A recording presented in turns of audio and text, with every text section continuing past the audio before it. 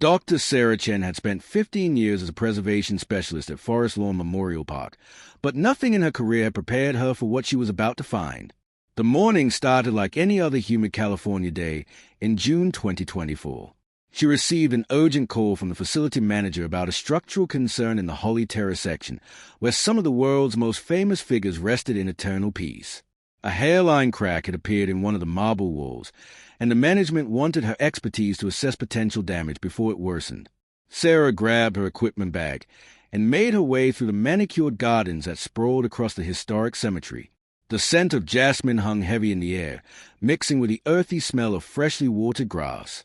She had walked these paths countless times, but today felt different somehow. There was a weight to the atmosphere, a tension she couldn't quite explain. Birds seemed quieter than usual, and even the groundskeepers moved with an unusual solemnity. When she arrived at the Holly Terrace, security personnel were already waiting. They escorted her past the public areas into the private sanctuary where Michael Jackson had been laid to rest 15 years earlier. The king of pop's final resting place had always been shrouded in secrecy and protected by layers of security protocols. Family members rarely visited publicly, and the exact location within the mausoleum remained one of the entertainment world's most closely guarded secrets. The crack in question ran vertically along the eastern wall of the chamber, thin as a spider's thread but concerning enough to warrant immediate attention. Sarah set up her portable scanning equipment, running sensors along the marble surface to determine the extent of the damage. The readings showed something unexpected. Behind the decorative marble facade, there appeared to be an empty space, a void that shouldn't exist according to the original construction blueprints. She consulted with the facility's director, a gray-haired man named Robert who had worked at Forest Lawn for over 30 years. He pulled out the original architectural plans from a locked cabinet, spreading them across a portable table. They studied the documents together, comparing them to Sarah's scan results. The discrepancy was undeniable. There was a hidden compartment behind the wall, approximately 3 feet deep and 4 feet wide, that didn't appear on any official record. Robert's hands trembled slightly as he rolled up the blueprints. The implications were staggering. Someone had modified the structure after its initial construction, creating a secret space within one of the world's most scrutinized burial sites.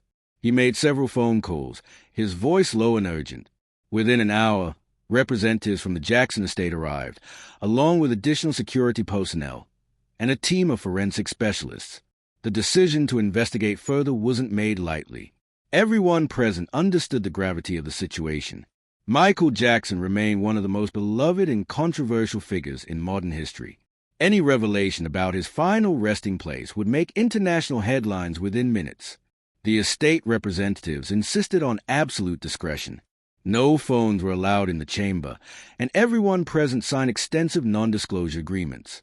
As afternoon shadows lengthened across the mausoleum floor, the team began the delicate process of creating an access point to the hidden space. They worked with surgical precision, using specialized tools to remove a section of marble without disturbing the surrounding structure. Sarah supervised every step, her heart pounding with a mixture of professional excitement and personal dread. What could possibly be hidden behind this wall? Who had put it there? And more importantly, why? The marble section finally came free, revealing darkness beyond. Someone brought forward high-powered flashlights, and multiple beams pierced the shadows simultaneously. What they illuminated made everyone in the room fall silent.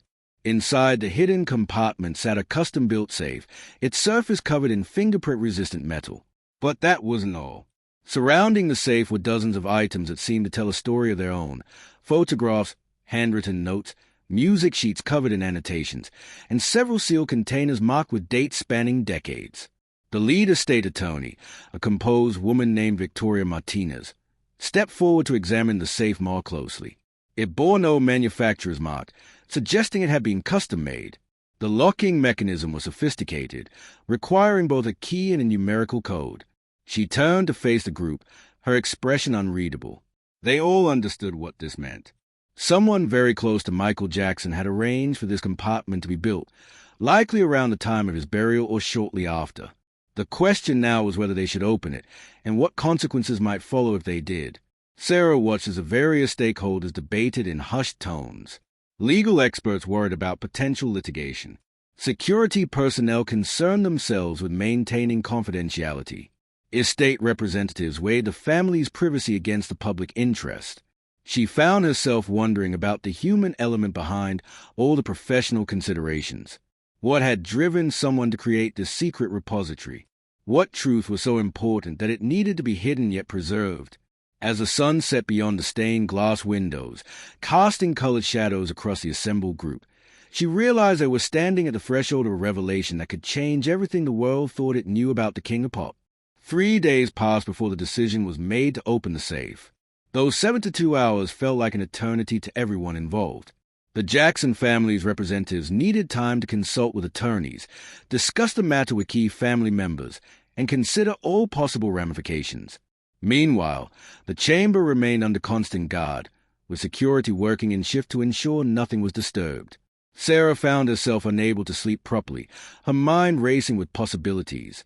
She had signed agreements binding her to silence, but the secret burned inside her consciousness like a flame. On the morning of the 4th day, a different group assembled in the mausoleum chamber. This time, several Jackson family members were present, their faces obscured by dark sunglasses despite being indoors. Sarah recognized the postures of grief and anxiety in how they held themselves, shoulders tight and hands clasped. A professional locksmith had been brought in, a specialist who had worked on high-security installations for various government agencies. He examined the safe with calm expertise, running his fingers across the smooth metal surface as if reading Braille. The safe's design was indeed remarkable. The locksmith explained that it featured a time-delay mechanism that had been disabled at some point, along with a sophisticated anti-tampering system. After careful analysis, he determined that forcing it open would likely trigger a thermite reaction designed to destroy the contents. Someone had gone to extraordinary lengths to protect whatever was inside, yet it also ensured that authorized access remained possible. The locksmith worked methodically, using specialized equipment to bypass the security systems without triggering any defensive measures. 2 hours of painstaking work finally yielded results. A soft click echoed through the chamber, seeming impossibly loud in the tense silence. The locksmith stepped back, nodding to Victoria Martinez. She approached slowly, her hand hovering over the safe's handle. One of the family members, Michael's older sister, moved to stand beside her. Together, they pulled the heavy door open, revealing the interior at last.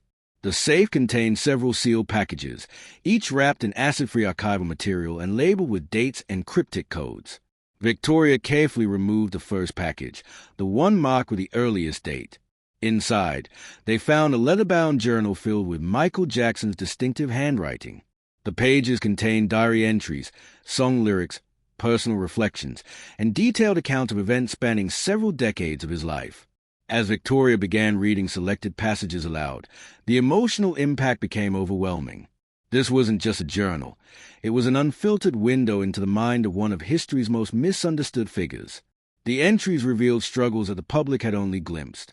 Michael wrote about the crushing pressure of fame from childhood, describing sleepless nights filled with anxiety and moments of profound loneliness despite being surrounded by millions of fans. He detailed his creative process for iconic songs, explaining the emotional experiences that inspired Billie Jean, Man in the Mirror, and other classics. Some entries were raw confessions about his insecurities, his complicated relationship with his father, and his desperate desire to maintain some semblance of normal human connection in an abnormal life.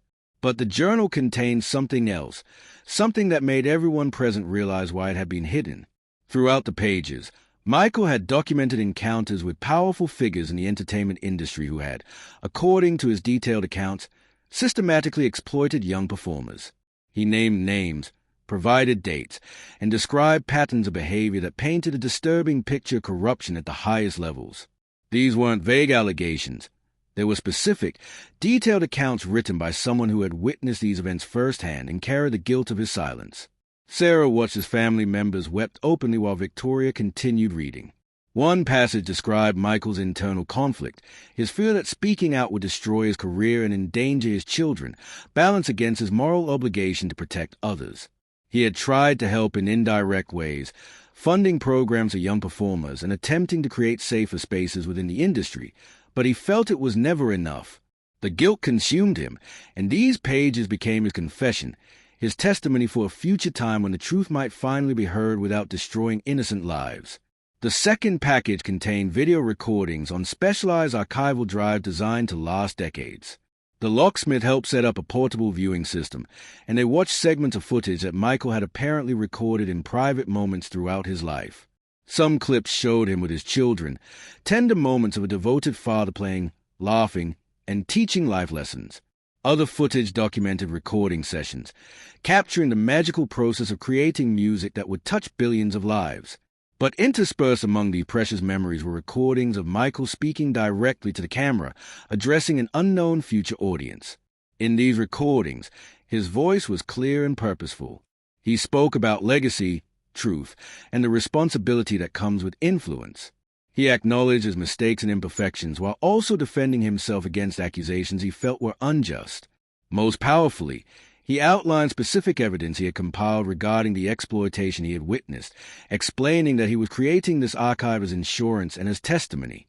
If something happened to him, he wanted the truth preserved, though he hoped future circumstances would allow it to be revealed without causing more harm than good. The third package contained documents, meticulously organized and annotated, financial records showing suspicious payments, contracts with concerning clauses that essentially gave industry executives control over young performers' lives, and correspondence that revealed coordinated efforts to silence anyone who spoke out about abuses. Michael had apparently spent years carefully gathering this evidence, working with a few trusted associates to build an airtight case. The documentation was extensive enough to potentially trigger criminal investigations and civil lawsuits that could shake the entertainment industry to its foundation. As the team examined the final items in the safe, including letters written to each of his children, and a detailed explanation of why he had hidden this archive, the magnitude of the discovery became clear. This wasn't just about Michael Jackson's legacy anymore. This was about justice for countless victims, accountability for powerful predators, and potentially transforming how the entertainment industry operated. But it also presented an impossible ethical dilemma. The evidence was explosive, capable of destroying careers and reputations, but also potentially traumatizing new victims and creating legal chaos that might never resolve satisfactorily. The family members stepped away from the safe, gathering in a corner of the chamber to discuss what should happen next. Their voices rose and fell in heated debate. Some argued for immediate public disclosure, believing that Michael would want the truth exposed regardless of consequences. Others urged caution, worried about the impact on his children and grandchildren, and concerned about the legal implications of releasing such sensitive material. Victoria listened to all perspectives, knowing that whatever decision they made would affect millions of people and potentially alter entertainment history forever. As sunset painted the chamber in warm orange light, no easy answers presented themselves, only the heavy weight of truth waiting to be released into an unprepared world. The Jackson estate moved quickly to secure the archive in a location known only to a handful of trusted individuals. Within 24 hours of the safe being opened, all physical materials had been transported under armed guard to a secure facility. Digital copies were made using protocols typically reserved for classified government documents, with each copy encrypted and stored in separate locations. The family understood that once this information existed outside the mausoleum's hidden chamber, controlling it became exponentially more difficult. They needed time to process what they had discovered and to plan their response carefully. Sarah Chen found herself at the center of an ethical storm she had never anticipated. As a preservation specialist who had first detected the hidden compartment, she was now bound by multiple layers of legal agreements, but also burdened by the knowledge of what those documents contained. She lay awake nights, staring at her bedroom ceiling, wondering if remaining silent made her complicit in covering up the crimes Michael had documented. Yet she also understood that premature disclosure could harm the very people the evidence was meant to protect. The weight of this knowledge felt suffocating. Meanwhile, Victoria Martinez assembled a team of specialists to analyze the archive's content systematically. She brought in forensic accountants to verify the financial documents, digital forensics experts to authenticate the video recordings, and handwriting analysts to confirm that the journal entries were genuinely Michael's. Every piece of evidence needed to be bulletproof before any public revelation could be considered. The verification process revealed something remarkable. Michael had been extraordinarily careful in his documentation. Every claim was supported by multiple pieces of evidence, every allegation backed by dates, witnesses, and corroborating materials. The forensic accountants traced payment patterns that revealed a sophisticated system of hush money and strategic financial manipulation. Young performers and their families had received sudden windfalls, always carefully structured to appear legitimate while actually functioning as compensation for silence. The money came through shell companies and intermediary organizations, making direct connections difficult but not impossible to prove. Michael's notes provided the roadmap, explaining which payment connected to which incidents, essentially decoding a conspiracy that had operated for decades. One document in particular stood out, a contract from the early 1990s that Michael himself had been pressured to sign. The agreement contained clauses that gave his management team extraordinary control over his personal life, including the right to approve or deny relationships, control his public statements, and even dictate certain aspects of how he raised his children. The contract had been presented to him during a vulnerable period, when his career faced challenges and his financial advisors convinced him that signing was necessary to protect his assets. Reading his annotations on this contract was heartbreaking. He had recognized the trap but felt he had no choice. As weeks passed, the family's internal divisions deepened. Michael's mother, Catherine, now in her 90s, wanted the truth revealed. She had lived through decades of watching her son vilified in the media, and she believed these documents would vindicate him. However, some of his siblings worried that the revelations would trigger a media-feeding frenzy that would harm the next generation of Jacksons. His children, now adults with their own lives and careers, faced a most difficult decision. The archive contained evidence that could reshape their father's legacy, but it would also thrust them back into an unwelcome spotlight they had worked hard to escape. Victoria organized a series of private meetings with individuals whose names appeared in Michael's documentation. These were delicate, often painful conversations. Some of the people mentioned were victims themselves, young performers who had survived exploitation and had since built new lives. Victoria's team approached them carefully, explaining that evidence existed regarding their experiences and asking whether they wanted to participate in any potential legal action. The responses were mixed. Some victims felt relief that their experiences might finally be acknowledged and validated. Others wanted nothing to do with reopening old wounds, fearing that public exposure would destroy the privacy and peace they had fought to achieve. During one particularly emotional meeting, Victoria sat across from a now middle-aged man who had been a teenage performer in the 1980s. He had appeared in several major productions and had been considered a rising star before abruptly leaving the industry at age 17. Michael's notes described witnessing this young man's exploitation by a powerful producer and detail how Michael had tried unsuccessfully to intervene. The man listened as Victoria explained what the archive contained, tears streaming down his face. When she finished, he remained silent for several minutes before speaking. His words would haunt Victoria for the rest of her life. He explained that his decision to leave the entertainment industry had saved him, but had also filled him with guilt and shame. He had always wondered if his silence had allowed the abuse to continue with other victims. Learning that Michael Jackson had documented what happened, that someone with that much fame and influence had tried to help, brought both comfort and renewed anguish. He wanted justice, but he also wanted to protect his own family, who knew nothing about his past trauma. The decision of whether to come forward publicly felt impossible, a choice between two different kinds of suffering. Similar conversations played out with other individuals named in the archive. Each person's story added new dimensions to the ethical complexities facing the Jackson estate. Some victims had passed away in the years since Michael's death, their silence permanent. Others had become powerful figures themselves, and the revelation of what they had endured could impact their current positions and relationships. The estate's legal team worked to map out every possible consequence of disclosure, creating scenarios that ranged from selective release of information to full public revelation of everything Michael had documented. Behind the scenes, another complication emerged. Rumors about the discovery had begun circulating in entertainment industry circles. Despite the extensive non-disclosure agreements, whispers spread about a secret archive, hidden evidence, and potential revelations that could destroy careers. Several powerful individuals, people whose names appeared in Michael's documentation, retained crisis management teams and attorneys. They prepared to fight any allegations, planning to discredit the evidence before it could even be made public. The battle lines were being drawn for a conflict that would define how the entertainment industry confronted its dark history, Sarah received an unexpected visit one evening from a private investigator who claimed to represent concerned parties interested in understanding exactly what had been found in the mausoleum.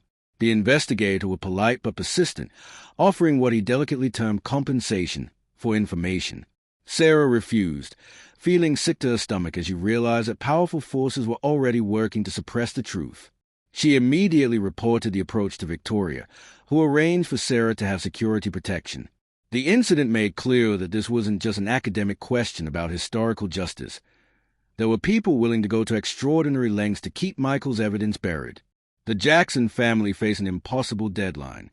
Legal experts explained that the longer they waited to act on the evidence, the more vulnerable they became to accusations of obstruction or conspiracy.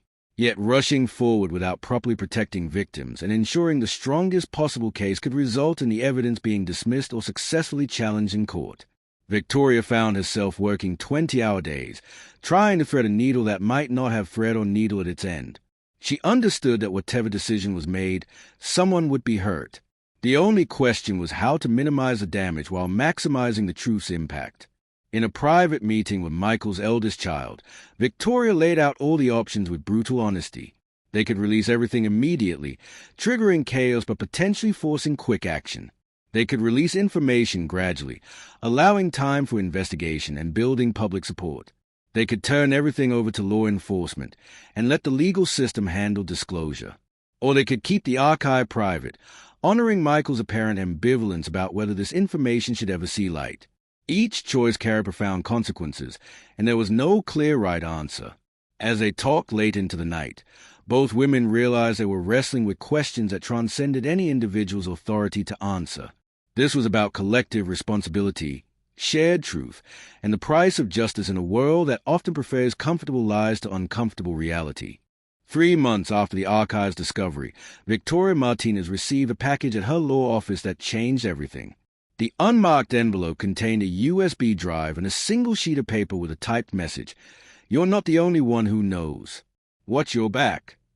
Her security team immediately isolated the drive and scanned it for malware. When they determined it was safe to examine, what they found made the entire scope of the situation exponentially more complex. The drive contained additional documents and recordings that weren't from Michael Jackson's archive, but rather from someone else who had apparently been conducting their own investigation into industry exploitation. The new materials revealed that Michael hadn't been working alone. In the final years of his life, he had connected with a small network of other performers, producers, and industry professionals who shared his concerns about systematic abuse. Together, they had been quietly documenting patterns of exploitation, building evidence that extended far beyond what Michael's personal archive contained. The USB drive included testimony from witnesses who had never spoken publicly, financial records obtained through means that weren't entirely legal, and recorded conversations that demonstrated explicit knowledge and cover-ups at the highest levels of multiple entertainment companies. Victoria immediately expanded her investigative team. She brought in former FBI agents who specialize in complex conspiracy cases and reached out to journalists known for handling sensitive whistleblower information. The picture that emerged was staggering. The exploitation Michael had documented wasn't isolated to a few bad actors. It was embedded in the industry's power structure. Major talent agencies, production companies, and even some charitable organizations had been complicit in creating environments where abuse could flourish while maintaining public facade of safety and propriety. One particularly disturbing element of the new evidence was a series of emails discussing the Michael problem. These communications, dated from the mid-2000s, showed industry executives explicitly discussing how to manage Michael Jackson's potential revelations. They hadn't known about his hidden archive, but they had been aware that he was asking questions, expressing concerns, and possibly gathering evidence. The emails discussed strategies for discrediting him, including manipulating media coverage and financing certain legal actions against him. Reading these cold, calculating discussions of how to destroy someone who was trying to protect vulnerable children made even Victoria's experienced legal team feel physically ill. The Jackson family held an emergency meeting to discuss the new revelations. The atmosphere was electric with tension. The anonymous delivery of the USB drive meant that their window for controlling the narrative was closing. Someone else out there possessed damaging information and might release it at any moment. Additionally, the evidence of coordinated efforts to silence Michael raised disturbing questions about the circumstances surrounding his death. While the official cause had been ruled as homicide due to medication mismanagement, these new documents suggested that the environment leading to his final days might have been influenced by pressures from powerful enemies who wanted to ensure his silence permanently. Michael's daughter decided she could no longer remain passive. Now a successful creative professional in her own right, she had inherited her father's commitment to social justice along with his artistic talent. She gave an interview to a trusted journalist, carefully avoiding specific details that might compromise the ongoing investigation, but making clear that new evidence about her father's life and concerns would soon be made public. Her statement was measured but powerful. "My father spent his entire life trying to heal the world. In his final years, he worked tirelessly to protect children in this industry. The truth about those efforts deserves to be known." The interview triggered immediate reactions. Social media exploded with speculation, theories, and demand for information. Mainstream news outlets picked up the story, and within hours, it dominated news cycles worldwide. The Jackson family's phones rang constantly with media requests, legal threats from various industry figures, and messages of support from advocacy organizations. The carefully controlled investigation Victoria had been conducting suddenly became very public, and with that publicity came both opportunities and dangers. Several other victims came forward in the wake of the interview. Some provided additional evidence that corroborated Michael's documentation. Others shared their own stories of exploitation and the systematic silencing that followed. A documentary filmmaker reached out to Victoria, proposing a comprehensive project that would present the evidence in a format accessible to general audiences. The momentum toward full disclosure became almost impossible to resist, but Victoria remained cautious. She had seen too many important cases destroyed by premature revelation or mishandled evidence. Meanwhile, the industry's response became increasingly aggressive. Multiple defamation lawsuits were filed preemptively against unnamed defendants, seeking to establish legal barriers to disclosure. Public relations firms launched campaigns questioning the authenticity of any alleged evidence, planting stories about the unreliability of posthumous revelations and the possibility of forgeries. Several prominent entertainment figures went on record defending the industry's culture, dismissing abuse allegations as exaggerated or historically misunderstood. The battle wasn't just about truth anymore. It had become a full-scale war over power, reputation, and the industry's future. Sarah Chen found herself being followed. She noticed the same vehicles appearing repeatedly near her home and workplace. Her phone began exhibiting strange behavior suggesting surveillance. When she reported these incidents to law enforcement, she was told that without specific threats or illegal actions, there was little they could do. Victoria arranged for Sarah to relocate temporarily to a secure location, and several other key witnesses received similar protection. The situation had evolved from a legal matter into something resembling an intelligence operation, with multiple parties deploying sophisticated resources to either expose or suppress the truth. A breakthrough came from an unexpected source. An elderly man contacted Victoria's office claiming to have been Michael Jackson's personal attorney during a crucial period in the 1990s. He had maintained attorney-client confidentiality for decades, but with Michael's children now adults and the archive coming to light, he felt released from that obligation. He possessed original copies of documents that Michael had entrusted to him, including materials that predated the archive hidden in the mausoleum. His testimony could authenticate the broader investigation and provide crucial context for understanding how Michael had operated. The attorney, a distinguished man named Marcus Weinstein, met with Victoria in person.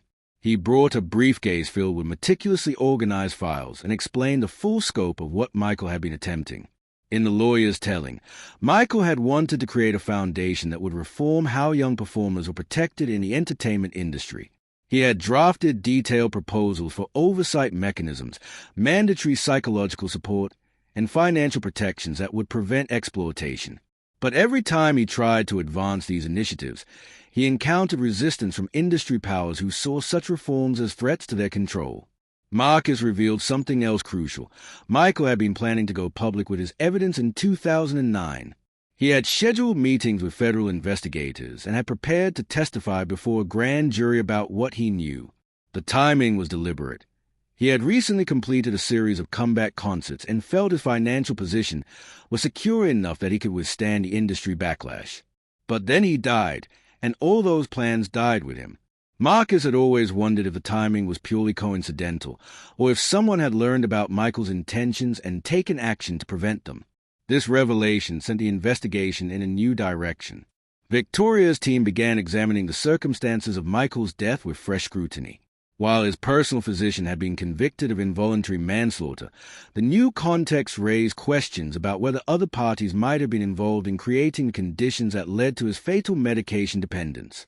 They weren't suggesting murder in a conventional sense, but rather exploring whether systematic pressures, medical enablers, and willing negligence had combined to create a situation where death became tragically inevitable. The Jackson family authorized a formal approach to federal authorities. Victoria compiled a comprehensive presentation of all available evidence and requested meetings with the FBI, the Department of Justice, and relevant state prosecutors. The request included a formal petition for investigation into potential violations of federal racketeering laws, obstruction of justice, and conspiracy to exploit minors.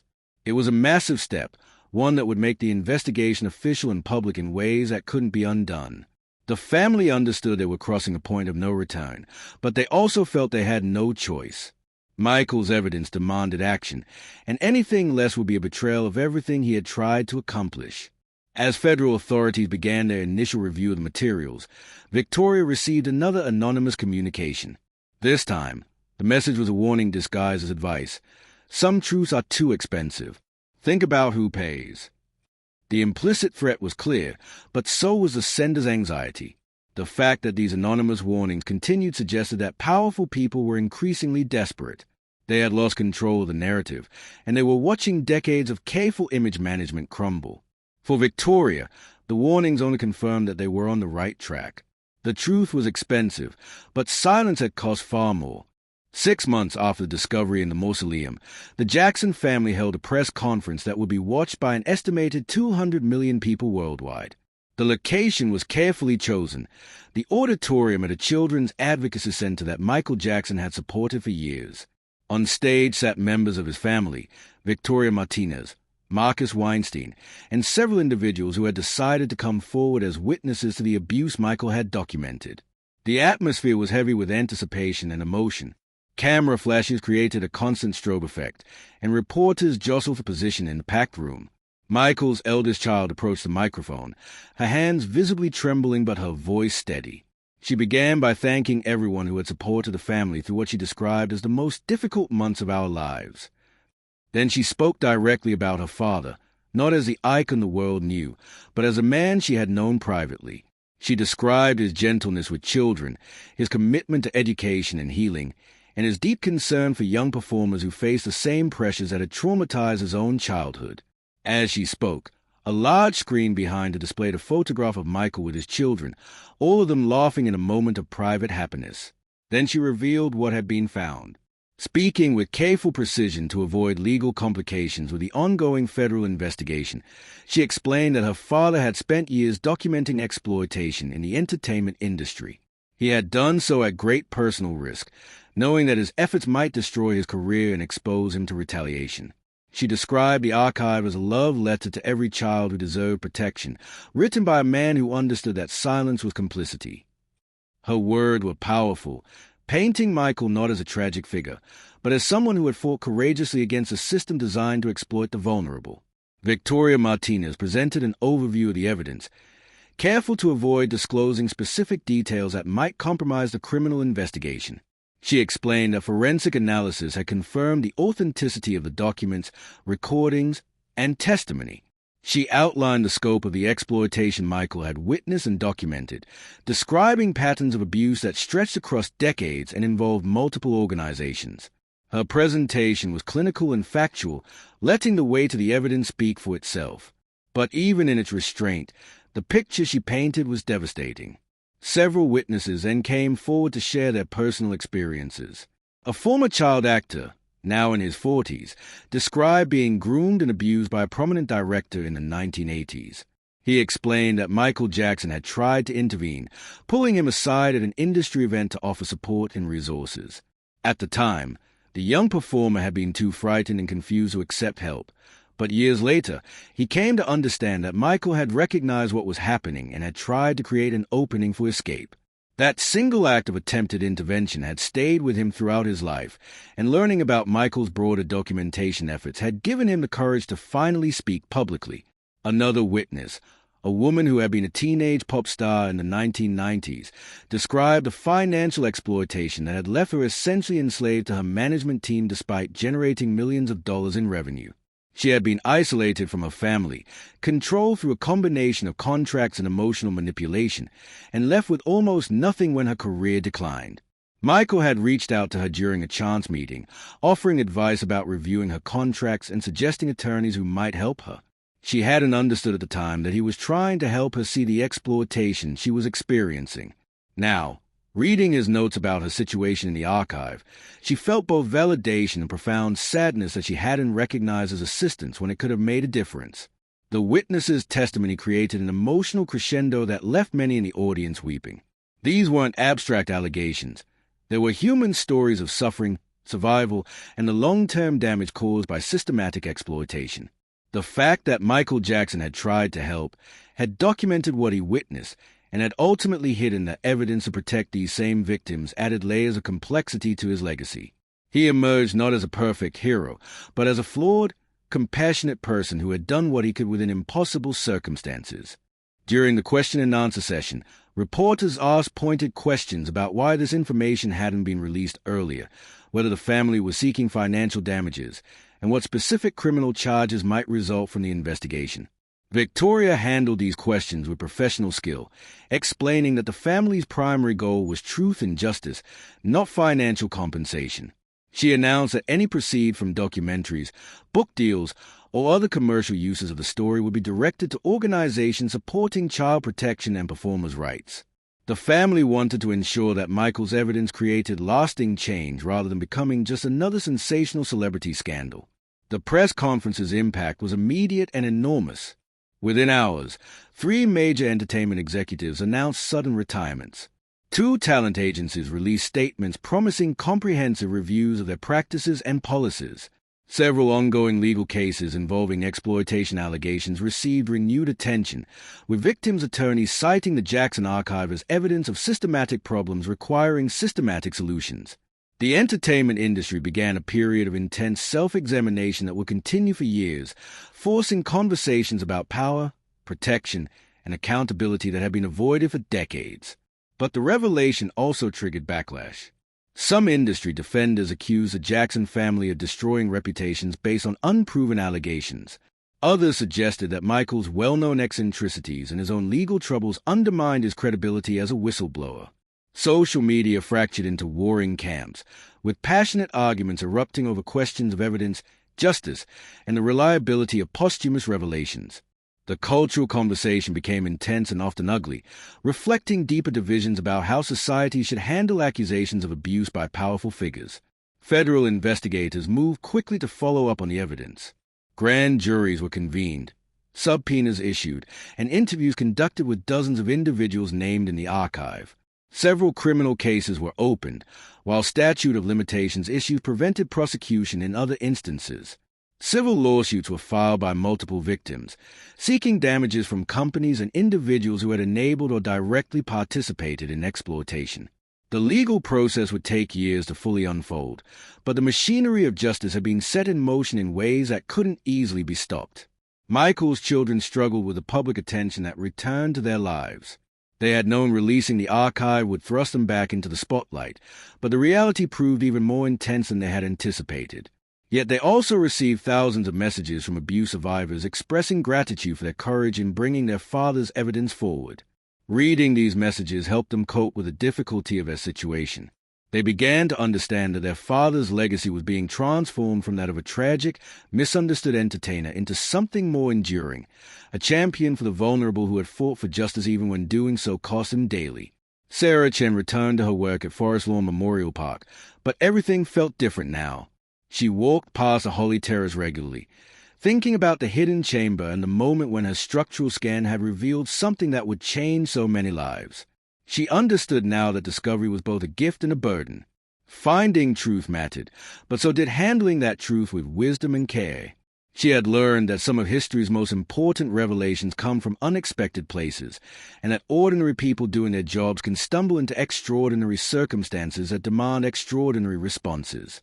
A year after the press conference, a comprehensive documentary series premiered, presenting the evidence in careful detail while also exploring the broader context of exploitation in entertainment.